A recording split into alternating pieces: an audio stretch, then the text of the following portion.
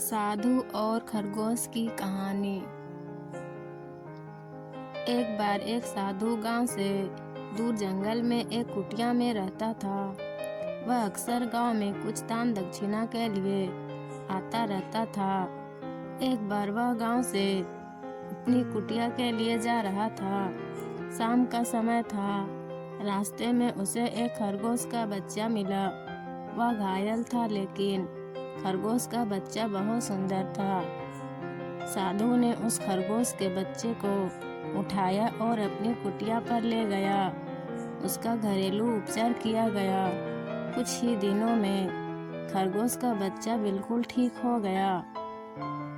अब साधु खरगोश के बच्चे को जंगल में छोड़ने के बारे में सोच रहा था। फिर उसने यह सोचकर खरगोश के बच्चे को अपने पास ही रखने का फैसला किया कि कहीं यह दोबारा से घायल ना हो जाए। बच्चा बहुत चंचल और सुंदर था, लेकिन उस बच्चे को एक आदत सी लग गई थी कि जब भी साधु साधना करने के लिए बैठता, तभी वह खरगोश का बच्चा साधु के ऊपर आकर खेलने लग जाता था। कभी सिर पर चढ़ता, कभी कंधे पर। इससे साधु को अपनी साधना करने में परेशानी होती थी। खरगोश का बच्चा रोज ऐसे ही करता। साधु ने परेशान आकर अपने चेले से कहा कि जब भी मैं साधना करने बैठूं, तब खरगोश के बच्चे को सामने वाले पेड़ से बांध देना। अब जब भी साधु साधना करने बैठता, तभी खरगोश के बच्चे को सामने वाले पेड़ से बांधा जाने लगा। ऐसा ही चलता रहा। खरगोश का बच्चा बड़ा हो चुका था, लेकिन अभी भी साधना के समय उसे पेड़ से बांधा जाता था। कुछ दिनों के बाद उस साधु की मृत्यु हो जाती है। मृत्यु के बाद कुटिया में साधना करने की जिम्मेदारी साधु के सबसे पुराने चेले को दी गई थी। अब नया बना साधु भी जब साधना करता, तभी खरगोश को पेड़ से बांधने को कहता। कुछ दिनों के बाद वह खरगोश भी मर गया। खरगोश के मरने के बाद दूसरे खरगोश खरीद कर लाया गया और साधना के समय उसे पेड़ से बांधना भी जारी रहा, क्योंकि वो सोचते थे कि हमारे गुरुजी भी ऐसा ही करते थे।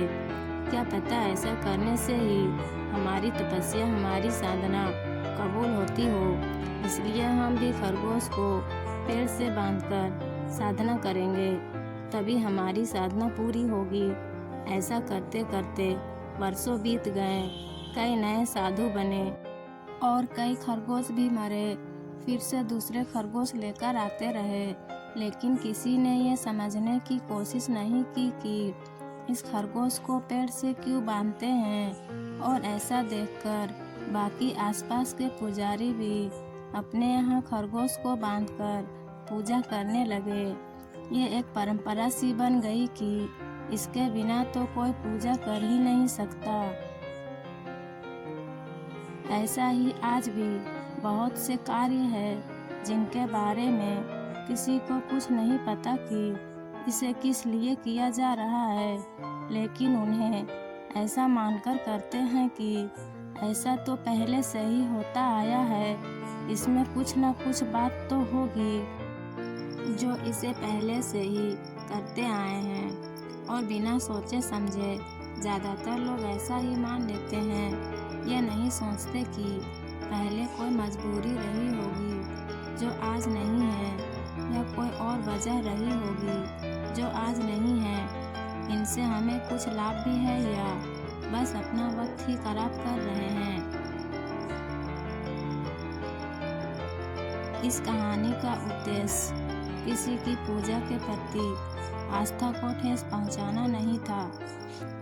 दोस्तों, कहानी अच्छी लगी हो तो वीडियो को लाइक, शेयर और सब्सक्राइब करें।